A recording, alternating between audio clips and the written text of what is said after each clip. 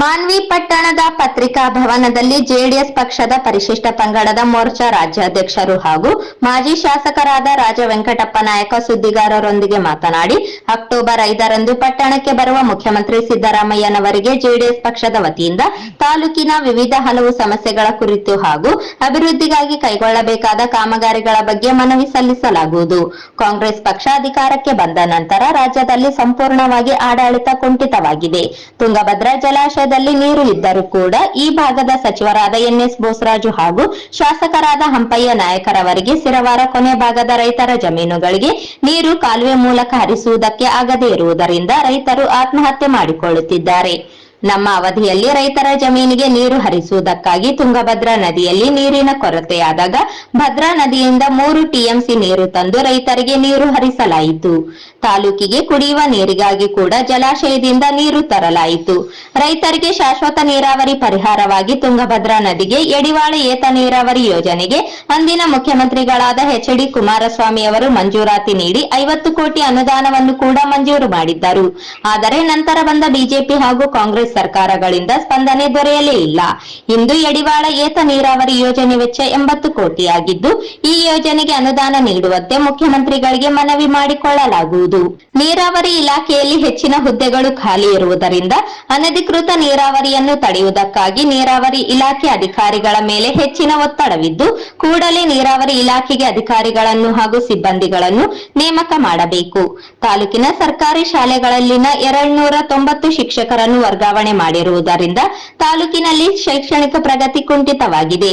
ಸರ್ಕಾರಿ ಆಸ್ಪತ್ರೆಗಳಲ್ಲಿ ವೈದ್ಯರ ಹಾಗೂ ಸಿಬ್ಬಂದಿಗಳ ಕೊರತೆ ಇದ್ದು ರೋಗಿಗಳಿಗೆ ಉತ್ತಮ ಚಿಕಿತ್ಸೆ ದೊರೆಯುತ್ತಿಲ್ಲ.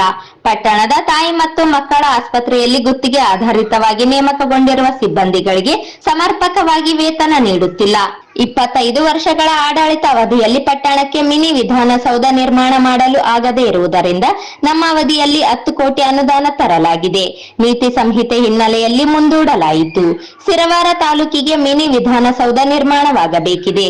ಸಿರವಾರ ಬಸ್ ನಿಲ್ದಾಣಕ್ಕೆ 4 ಕೋಟಿ ಅನುದಾನ ನೀಡಲಾಗಿತ್ತು, ಪೂರ್ಣವಾಗಬೇಕಿದೆ.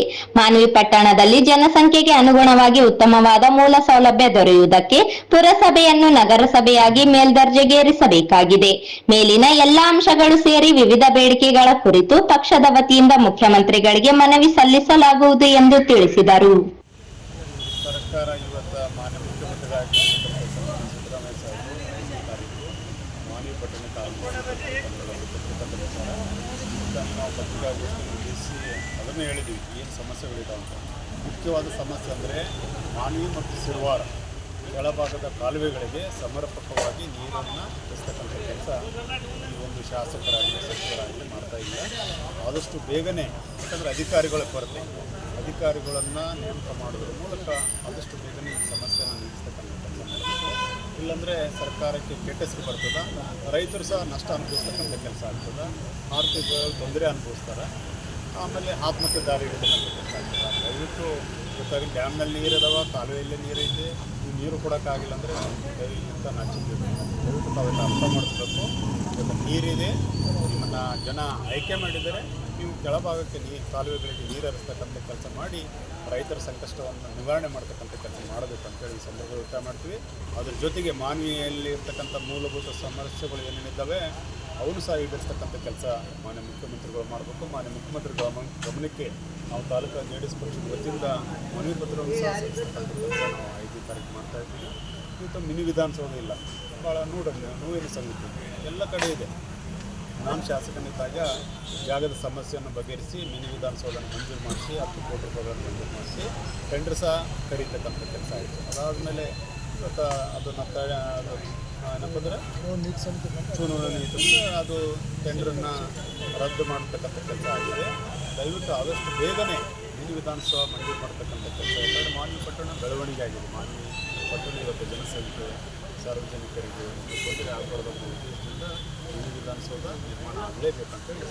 ಅಲ್ಲ ಸರ್, ಏನಂತಂದರೆ ಮಾನವಲ್ಲಿ ಮಿನಿ ವಿಧಾನಸೌಧದಲ್ಲಿ ಅಂತ ಹೇಳ್ತಾರೆ, ಯಾಕಂದರೆ ಕೆಲವೊಂದು ಸರ್ಕಾರಿ ಇಲಾಖೆಗಳು ಕೂಡ. ಈ ಸಂದರ್ಭದಲ್ಲಿ ತಾಲೂಕಿನ ಜೆಡಿಎಸ್ ಅಧ್ಯಕ್ಷರಾದ ಮಲ್ದರ್ ಟಿ ಈರಣ್ಣ, ಮುಖಂಡರಾದ ಪಾಷಾ ಸಾಬ್, ಹನುಮಂತ ಬೋವಿ, ಸುಬಾನ್ ಬೇಗ್, ಅಮರೇಶ್ ಗೌಡ, ವಿಜಯ ನಾಯಕ, ವೆಂಕೋಬಾ, ಎಚ್ ಮೌನೇಶ್, ಪಿ ರವಿಕುಮಾರ್, ಶರಣಪ್ಪ ಗೌಡ ಮದ್ಲಾಪುರು, ಚನ್ನಬಸಯ್ಯ ಸ್ವಾಮಿ ಸೇರಿದಂತೆ ಇನ್ನಿತರರು ಇದ್ದರು.